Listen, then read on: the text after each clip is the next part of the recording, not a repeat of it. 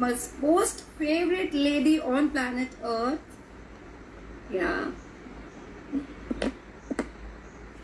And So I'm not, getting what's going on. Some glitches, technical glitches are on there.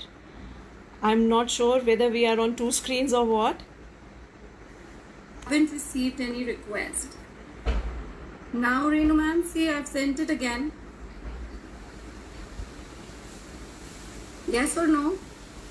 Okay.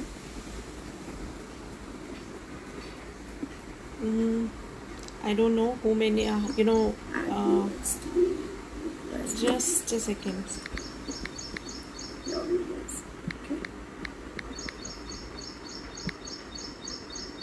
Okay. Yeah, even, on one screen we have Parveen Tuli and so we are trying to figure out what's going on.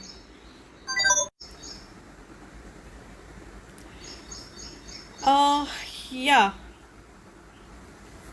I think we are, quite audible and visible to all of you here, and we apologize for all the technical glitches. Let me just, give me, a minute's time so that I can add Renu Soni back into the group, into the conversation. Just a second. Renu, Soni, if you are there, if you can just show your thumbs up so that we can start. It's already been, we have lost quite a bit of time here. Yeah, hi Burzin, hi Rakhi, Baljit, Shruti. Thank you for, your patience and all.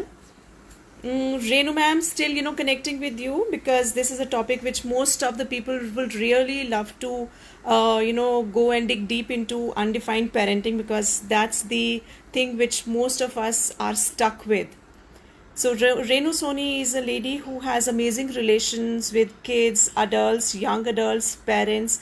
She understands the psyche of a young mind and an adult mind, and she, with her wisdom, she creates beautiful relation with all of them. So yeah, Renu ma'am, I can see you there. I try to send you the share request. Uh,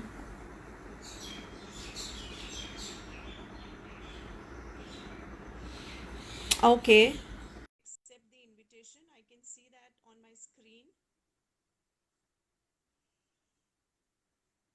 I'm Hi. connecting now. Finally. Hi, Renu ma'am. How are you? Finally. Hi, I'm fine. How are you? Thank you so much for the honor. I feel so nice. And thank you so much for bearing, these technical glitches with us. And I thank on behalf of, parent to parent team and on behalf of my partner, I thank each and everyone around for that patience, what they showed. Now, if you can, all I of you know. can bear just a minute's time more so that I can, invite Parveen also so that we can start Yes, conversation. please. I'll try doing that. If not, then we will have to converse, right? Just a second, please. Sure, sure.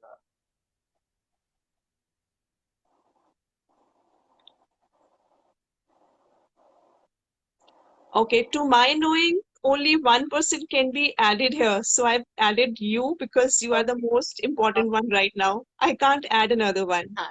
So without wasting That's any more okay. time, can we just start with the conversation which says undefined parenting? As far as I know, it's been almost, 18, 19 years that I know you as a person, as a teacher, as a counselor, as a, as a, one person who can I confide into and share a lot of things with you with total ease and comfort. So you have your own center by the name of Our Magic Door, and it is doing a wonderful and great job. And trust me when I say it is doing wonderful because I have my own personal experience. My kids used to go to this center, years back, and all the people working with her because they share such a close bond till date. They receive best of luck messages, birthday messages from Renu ma'am. By the way, Renu ma'am, today is Ankit's birthday also. He turned 20 today. So Oh yeah. my God, 20. Yeah, That makes me feel old, huh? Yeah, no, not at all. Okay, so that was, all about, Renu ma'am. So, ma'am, the topic today is undefined parenting. As per you, what is your knowing of defined parenting? And in the same context, if you can tell us what is undefined parenting. Yeah, so if you look at the dictionary meaning of a definition, the Oxford Dictionary says that it's a statement expressing the essential nature of something, Okay, yeah. and it's a sharp demarcation of outlines and limits. Mm-hmm. So when we talk about a defined parent or defined parenting, my first question would be, who defines that? Exactly. Who have we given the right to define that? You know, and my second point would be that if somebody has demarcated the right wrong for you, or has defined the essential nature of something, then where does the question of change arise? Yeah, so when you said that, it is about the dictionary meaning, has someone has defined parenting for you, isn't it like, when we see our parents as we were growing up or as we grow up, we see their behaviors and we understand those things. Okay, parenting should be in certain manner and in certain limits. So this is what we grow up with, and we replicate or mirror that parenting in our parenting style. Is what is defined parenting in just Yeah, layman? because what our parents went through and how they brought us up, someone had defined it for them as well. Yeah, true. So I personally feel, till how long are we going to keep on defining and going along with it? I personally feel that it's like a hands-on training. Nothing can ever train you to be a parent. I brought up so many children before my own children. I was the youngest in the family, and all my nieces, nephews were just half my age. So when I was about 12 or 13, I was really actually bringing up little children, you know. But Okay. it never prepared me for when I became a mother. It's a hands-on training, and what you learn the first time you have a baby, you will have to unlearn all that the second time you have a baby, because they're so unique, they're so different, that what works with one might not work with the other, though it is the True. same environment, the same parents, the same way of bringing up, but it doesn't work. So somewhere when we talk about defining parenting, I feel that that's where the first thing, that is what we have to look at the first. Because if we stop undefining it, if we stop following set rules and demarcations that have set up limitations for us, that's where we'll be inviting change in. And Okay. change is the one thing that is constant, you know. Absolutely. So agree with that one. So, like you have said, defined parenting, you have told, what it is and how we structure ourselves into the parenting term. So when I Yeah. come back to the topic of undefining parenting, what do your knowing of undefined parenting is? If you can throw some light on that. Yeah, because I don't think I followed any of the rules where Hmm. my children were concerned. Okay. When my daughter was born, she was the first child in the house, and everybody, and my first baby, it was so exciting to hold her and cuddle her and cradle her, but everyone in the house told me that if you pick her up too much, she's going to get into the habit of it, and at this and I was a new bride. I think I had my baby before my first wedding anniversary. So I couldn't, I didn't know how to tell everybody that, it's okay. How long am I going to hold her anyways? How Yeah. long am I going to hold her? Yeah. So it's okay. Let me enjoy it. And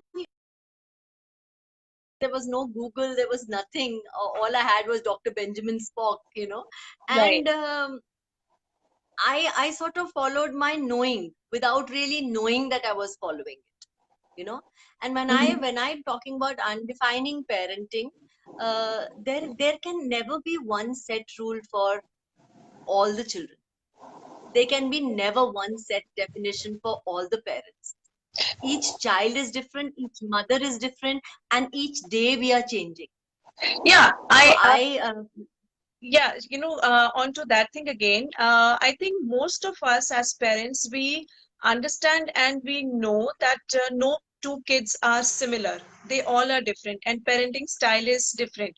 So, but still, as parent, we stick to those similar, disciplines and rules for all the kids in the family altogether, knowing that stuff, that it is not going to work for another child, but still we stick. So what is the fear inside the parent which holds them with that typical point of view, which make them stick to that point of view?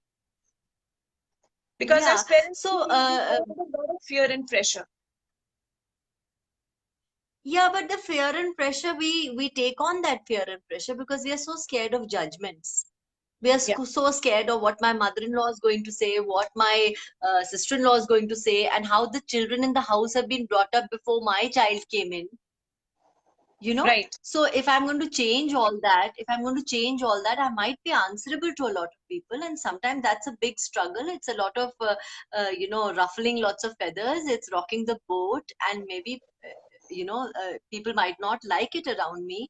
But I learned that in my process of parenting, I learned that if I am not going to stand up for my child, if Who I'm not else? going to be there for my child, whatever the consequences might be, my child is going to feel rudderless. Hmm. So somewhere I always felt that, and also when I'm making different choices that the family has never made, or nobody in the house has ever made, or the community has ever made, I am actually creating a space for my child to realize that it's okay, change is okay, new way of thinking is okay. you know and if you look back into history, or you look back into story of mankind, um, whatever has been created by questioning. It's been created by asking for change. It's been created by actually bringing about the change. So my earnest request to each parent would be that follow your gut feel, because you know your child the best. Nobody knows your child as well as you do, and you have an opportunity to know your child the best. So I'm not saying everybody knows their child the best, but yes, every mother and father have the opportunity to know their child the best. And Yeah, once you start doing that, I think your children start showing the path to you. yeah, but So yeah, it is at times very difficult for us to have that trust within ourselves, that whether we are trusting our child or knowing our child best. We for that we still need verification for other people of the family, that whether our parenting style is right or not. If my confining it to my child, or my trusting my child, whether I'm doing right or wrong, we go into that judgment of society and family. We look for verification. So, one question is how yeah, to overcome that. And the second question to that is, when kids are young, because you deal a lot with the, young kids, the toddlers and all, we set them totally free as parents. We like, seeing them growing, being themselves, moving around, doing whatever they want to. But the moment they step up into the society, the school, the structure, we start defining them. So, how much, as a parent, a control is required? Maybe you can, throw a light on maybe two, three these points, so that it can give more, clarity on these ideas. yeah. So now there are so many different styles of parenting that have come up, and parents follow different styles. But what I personally feel like, you're talking about control. Yeah, Now, see, there are two types of control. One is control that you want everything to be done according to your way, yeah, and you will even force your child for that. You will tag your child for that. You'll blame your child for that. You'll punish your child for that. So that is one control. And the other control is when you are there for your child, and uh, you're helping your child control the situation. Helping your child to be in control. And what you said earlier about validation and all, we start very early in life. yeah, A small child will look at a small child will even look at the mother's eyes to see whether the mother is angry or upset, or have I done something wrong, or things like that. So we start looking for praisal and appreciation even when we are very, very tiny. So, but So at when that a time, child understands, yeah, we are unaware of those yeah. things, because that is by, that is by sheer love that what we do. So we never, consider that thing as we are, giving that thing as a verification for a child. It's just, pure love what we do. No, but a child at that moment can understand that if I don't do things according to what this woman wants me to do, then I'm not going to be appraised, or not going to get appraisal, not going to be appreciated. So that's where we start confirming with other people's ideas of what is right and what is wrong. And we've done that all our lives. That's why we need that verification. So I personally feel ye gundagardi kab tak chalegi? We need to stop doing that to our children. So you are terming We parents have as to gundas, actually right? no, I am not it. No, I'm not terming parents as gundas. I'm terming the way that we go about it. Because Yeah. we have always looked for appraisal. We still do. I was working in an organization. We were working with teachers who had actually retired, and people at 60, 65 were also looking for appraisal and approval from their fathers, their parents. We end up all our lives doing that. So when I'm talking about this appraisal and appreciation part, it's quite an entrainment that we do to our children. Mhm. So when we are talking about what they really want, what they really would desire to do, it's never theirs, because they have to keep you happy. They have to keep, like we have to keep our families happy. We have to keep our husbands happy. We have to keep the in-laws happy. Similarly, that's what the children pick up from us. And when you're talking about sheer love, and how can we sort of you know uh, set this right for our children, I feel open communication with the child is the only answer. An honest and open conversation, and that conversation can start even when they are 2, even when they are 1.5. Yes. We underestimate our children. They are far, far more aware than we are, and they don't even require words sometimes. So I at my center, I have children who come in at 1.5 years old. They learn how to eat by themselves. They learn how to, and nobody is shouting at them. Nobody's punishing them. Nobody's showing eyes at them. It's just that they understand that this is something that is not done here. So how can you do that with your child very kindly, very lovingly, as you said? We can do that lovingly. Where do we believe that just letting them be is love? There Yeah. are certain things that we have to show them, that we have to guide them, and that I think only can be done by example. No lecturing. They never listen to you. They only watch you. Yeah, that's true. That's true. I think that's the only thing, that's the only reason kids coming to your place never wants to go back, because they love your place, and the unconditional love what they get, from you at your center is amazing. So, to this, Yeah, what I get is far more. What I get is far more. When I'm with the children, I'm a better person. I like myself better. So they yeah, are amazing souls. I'm sure. I'm sure. I know. Just moving on to the next question regarding, again, going to the undefining part as parents. How do we come to know that we are defining our parenting style the way we were brought up, or are we doing the parenting style, or are we doing the parenting? What is the need of the hour at that time, or are we, letting our kids completely be what they are? So, where is the line to draw, and how to be more present while parenting a child? So thank you for that question. I think your child will answer that question for you. If your child is unhappy, you really got to look at what you're doing.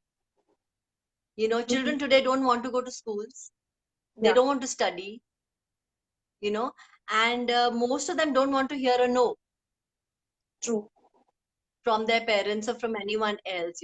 So somewhere, I personally feel that this is the fourth or fifth generation of educated children we are going to have, and they will earn a living for themselves. What is required is, are they going to be happy, whole, complete human beings, who are going to be a contribution to the society, a contribution to their families, to their own lives. So the entire system of education that we are following does not actually, show you aspects of this. So as a parent, you got to decide how much in the rat race you want to be. Yeah, Because see, if you look at what if you please look at carry what on. the reality is telling you today, sorry, if you look at what the reality is telling you today, it's the marks that your child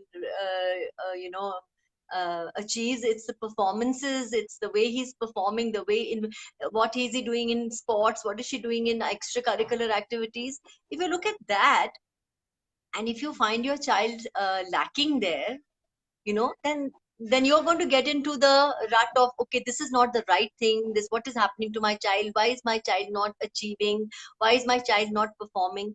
But we got to understand each child is so different, and your child might not want to study, your child might not want to be a sportsman, your child just might want to sit in one place and dream. So somewhere, how high are your own aspirations and dreams for your child?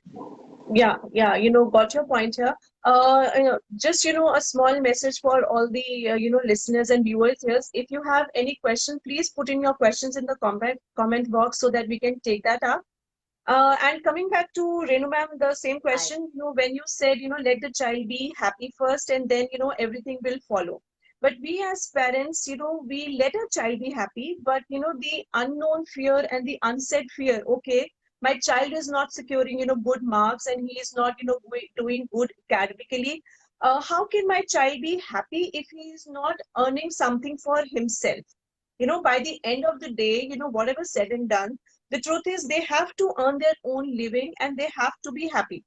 So that is again a point of confusion where many of parents, they got they always are in that boat of confusion there. So what do you have to say to them? Yeah, I remember that, there was a time when my son was not doing very well in school. He had got into trouble, and the whole school had started labeling him. And I remember he came up to me one day and said, I'm not going to get good marks this time. So are you going to love me? You know?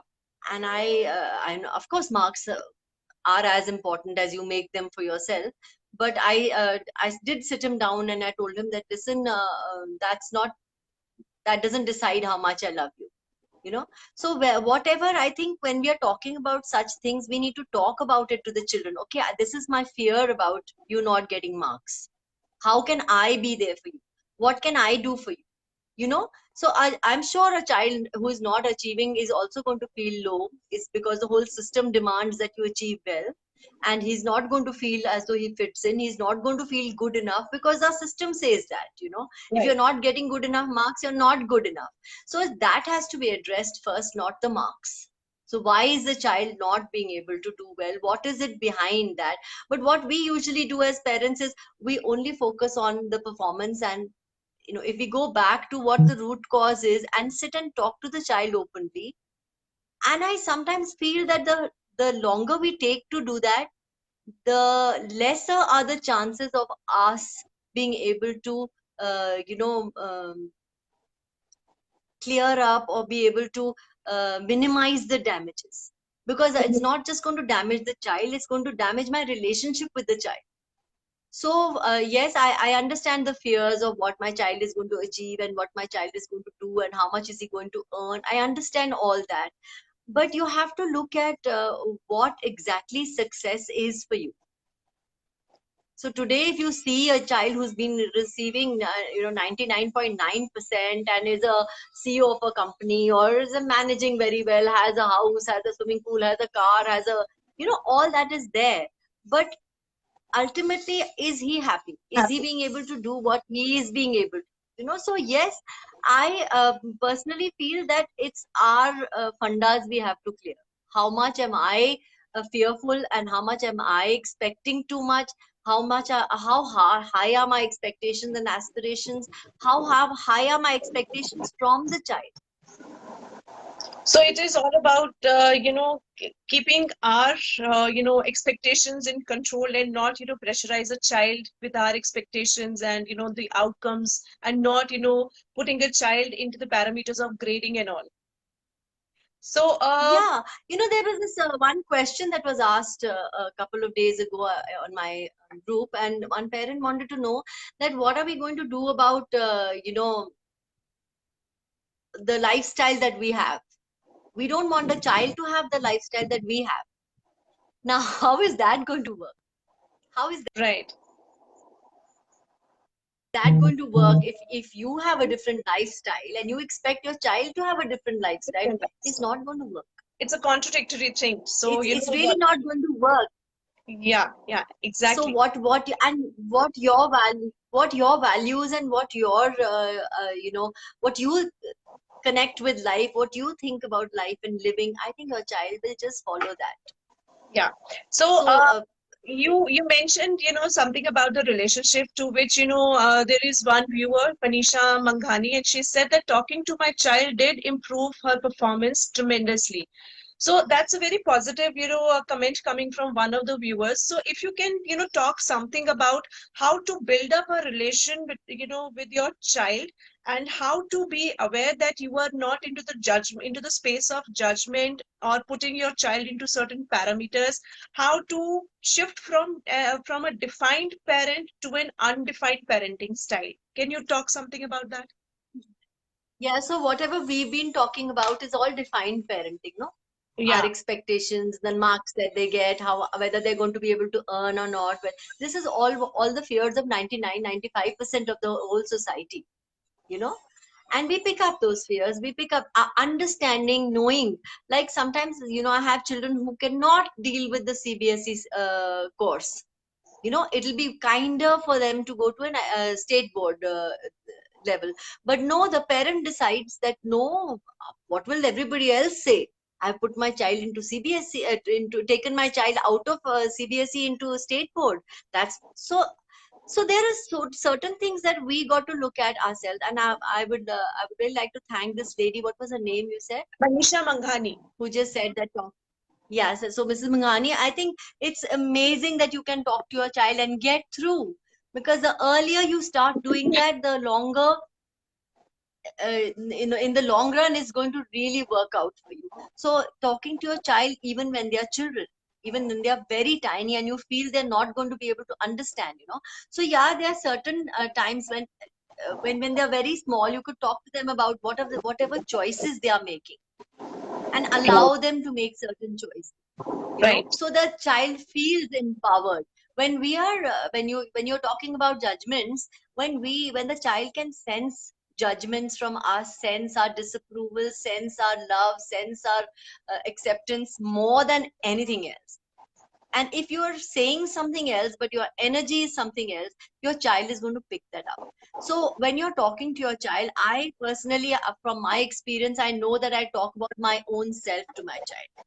I say, okay, this is where I went wrong and this is what I want to do. Can you give me any suggestions here? Yeah. What can I do to make this better? What can we do together to work on this? Okay, so I understand you don't like to study, but what if we can get barely marks enough for you to get into a college? All right. What if the child can understand that?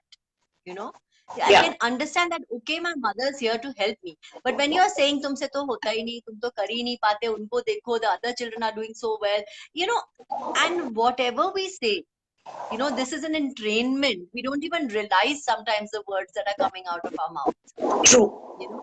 True. And when we say the child is stubborn, the child is not listening, we got to change the way we are interacting.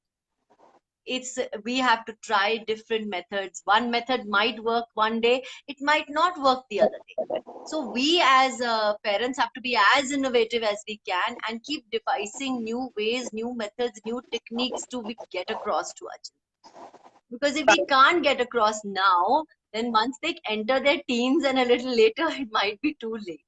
Yeah, correctly said. Correctly said. And by the time they have their set of Yeah, thank you for putting that up. So I'll take, one more question here, and this is by Mitu Rughwani, and she is asking, as you said, a child may want to sit and dream. In what way it will help him?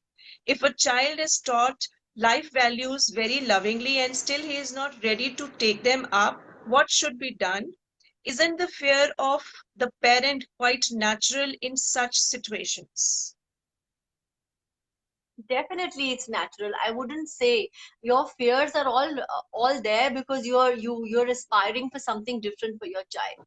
But one more thing I would like to tell you is that your fear is nothing but an invitation to more of what you are, what you're fearing. Whatever you fear, you invite into your life. So what if you could change that? Because fear is, I think if you see the abbreviated version, it is false evidence that appears real. So fear is, if you are going to fear it, you're going to invite it in your life. And yes, what can you do if he just wants to dream? Can you change that? If you want to ever change that, you could first start accepting that, start acknowledging that, start accepting him as he is, and then maybe he will also start looking at changing himself. Because when we judge a child, or when we say this is not the right thing that you're doing, then the focus of the child shifts onto you as a mother, or you as a person who's always nagging, and he's not going to change, because then he has to prove it to you that okay, this is the way it is. But if you say, okay honey, I like the way you do this, and I know this is what you like doing, but do you think it's going to work for you? What if it is an open conversation? What if you talk to your child, okay, I fear this is what's going to happen if we don't do this, you know like my daughter came up and told me after her graduation that she doesn't want to study anymore. And my biggest fear was, what is graduation? What are you going to do in your life? Where are you going to go? You know? And she sat me down and she said, Ki, at the moment, this is not what I require, not what I want. Can you be with me? Can you be with me? If I ever want to do it again, I'll do it. What's going to stop me? So it's like that confidence that a child should be able to have in herself or himself, that okay, this is what something I want to do and I can do it. But where is that confidence going to come from? We Yeah, are the ones who actually uplift them, and we are the ones who actually bring them down. yeah, So we always have a choice. Whatever you are saying to a child can always be said in a different way. You got to absolutely. choose the words, you got to choose the energy. So it's very beautiful, just accept the child the way he or she is, and when that acceptance is there, the mutual, the connection, the relationship is going to enhance, and you can then mold the child as per, her or his choice, because the child knows that, the parents are. Thank you for, taking that question up. I'd like to stop you there. The Yeah, word mold, yeah, but can I say something here, please, Jyoti? please do, You please. just said you said the word mold.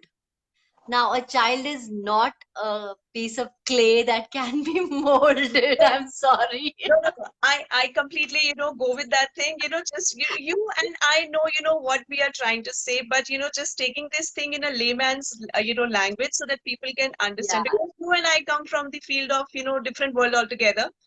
So, just, yeah, Yeah. please, you No, go but with your, yeah, if we talk about this world also, when we talk about molding someone, that is again total control. again, defining them. And again defining, again total control, that means that the poor child has no choice.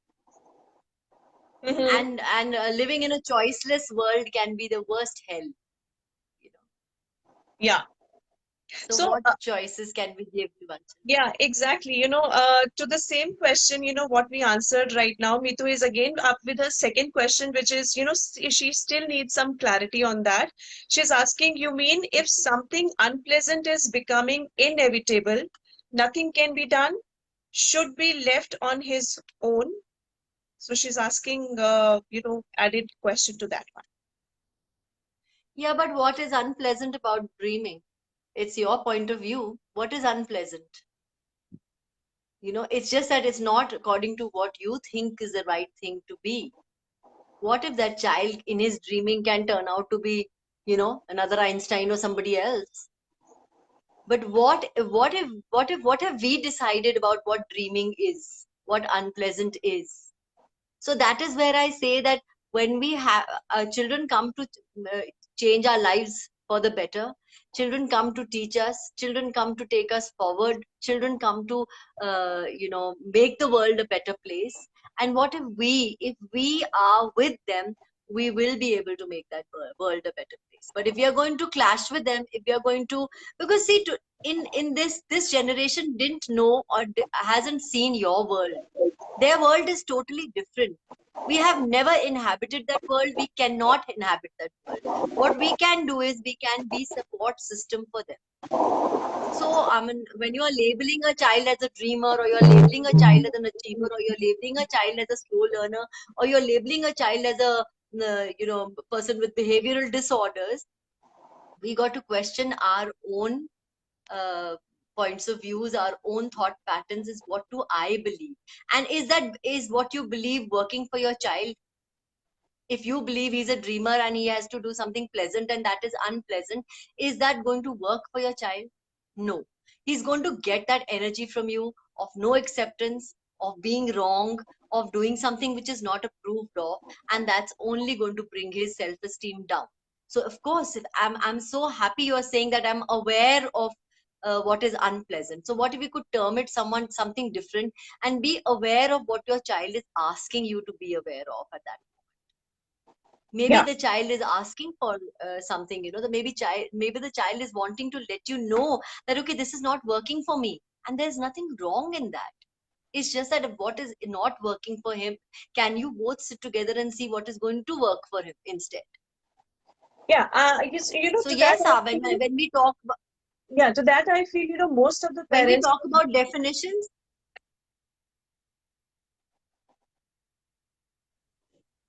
I didn't get that, Jyoti, sorry, I didn't hear No, you. There no, was a message. yeah, yeah. So, to what you were saying, just, to think that we as parents, 99% of the times, we always go with the thing, what is right for my child and what is not right for my child. We go into the polarities of seeing something good for my child and bad for my child. We consider that thing, structure that entire relationship into that prerogative and just, try to define the child in those parameters itself. So we have to break Yeah, those parameters, let that thing loose, right? true, true, so true. So this is also a definition, no, that a dreamer is a non-achiever. Yeah, that's also a definition. So, There's so when we're talking about parenting, defining parenting, we are also talking about a lot of things that actually define the parenting for us. So all the structures, all the limitations, all the ways we have defined what the system is, what the education system is, what the grading system is, what the behavioral system is, how your child is behaving, and who is to say that this behavior is bad or good? Of course, unless he's violent or abusive, that's different. But Mhm. the parameters of respect have also changed. Yeah, they have. Yeah, perfect. So, Parveen has written one thing. Can we have your favorite quote? The skating one, asking your child Ren to take you forward. So I'm not sure what that is. If you can, say something about that. Yeah, it comes from certain points of view which I always felt that I was very rigid about. Mm-hmm. Of course, now over the years, I think I'm becoming more amiable, more open to change and all. But there was a time when I was bringing up my children, and yeah, I mean, I was ridden by the same fears and all. But at that time, I used to always feel one thing I've always tried to have is open conversation with my children, open communication with my children, and once my children sat me down and said, this is not working for us, you know and I felt that there was a distance between us, and I sat and told them, okay, I am ready to wear, because see, the life moves forward, it never moves backward. True. I cannot pull my children back because I'm not in their world, because their world is different from me. you know. So I used to always tell them, okay, I am on my roller skates, you just have to hold me and carry me along. Oh, that's You have beautiful. to take me along, because I don't want to be left behind. I want to be with you. I don't want to be a mother who's waiting for the children to come home when they want to come home, or who's waiting to have that connect with my child. I want them to be with me because they want to be with me. And so that's why I used to tell them, and I still tell them, okay, whenever you feel I'm getting rigid, just give me a tug on the skates and push, or a pull, so that I am with you guys. And So I love saying that my children have brought me up very well. yeah, so That's also another of my favorite. yeah, that's a beautiful thing. Instead of you raising up your child, what if you as a parent and your child, you both are, raising each other in the same world so that you can see things So from at their the moment, there was a long time back when I stopped raising them. Now perspective. they're raising me. And Yeah, I'm very grateful for that. I have a daughter who's 35 and a son who's 31, yeah. and they've raised me. I think they've raised me so well that I can adapt to new systems, new way of thinking, and keep questioning my own thought patterns daily. Yeah. That's a beautiful thing. It's the evolvement of we as a human being and as a parent, what we have to have within ourselves to have that connection with our kids. And it's not that, the child is born out of me, so that child is my property. I have to, mold the child or structure the child the way I want to because that child belongs to me. So I think that's a wrong notion. What, if we take that into our parenting style, that is, going to harm the relation a lot. So I think, we will just, end the conversation in next 5 minutes. My request to all the viewers here, if you have any questions, please put the questions here so that we can take that up. Manisha is there and she's asking, looks like Renu Soni is talking about my life. So many similarities, amazing and very informative session with two amazing people. And thank you so much, Manisha, for that. Thank So, you. Renu ma'am, if I can there's one more question by Meera Mehta. She's asking, till what time you should raise? See, parents raising kids till the age of 50 and 60 also. Yeah, I know. So I think you have to allow them to start raising you when they're ready. I think this, yeah. Is the question clear to you? I couldn't hear Till you what? properly, Jyoti. There was a Okay, so there is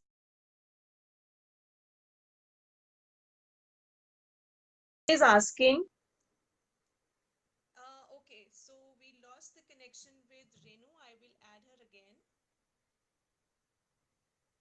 So Meera, she will be answering your questions soon. In the meantime, if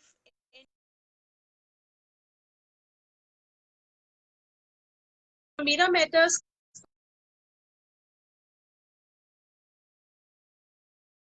Yeah, and I was just saying that before the connection went bad, that, allow our children to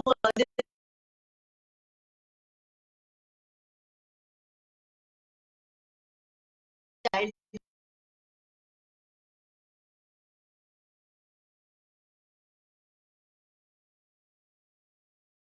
So whatever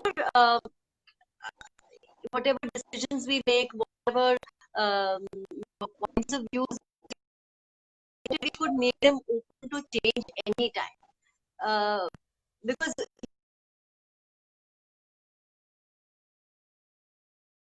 it starts sticking to us. I feel that the more we are open to change, the more we are open to listen, open to communication with them, to discussions with them about any and every topic. That go. So letting go is very difficult, like you said, what Yeah. them are going to let go. And sometimes the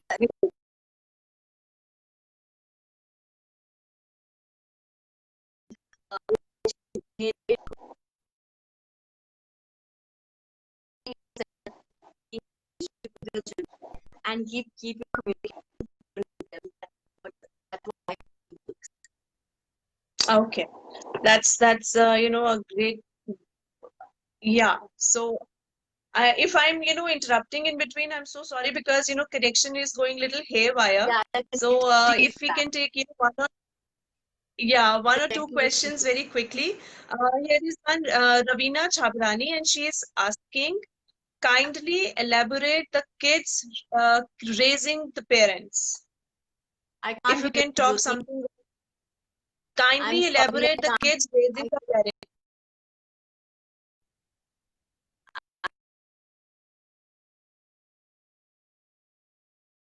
There are some net issues going on. We have your questions here. So net is, showing little bit of problems. If you can, Renu ma'am, if you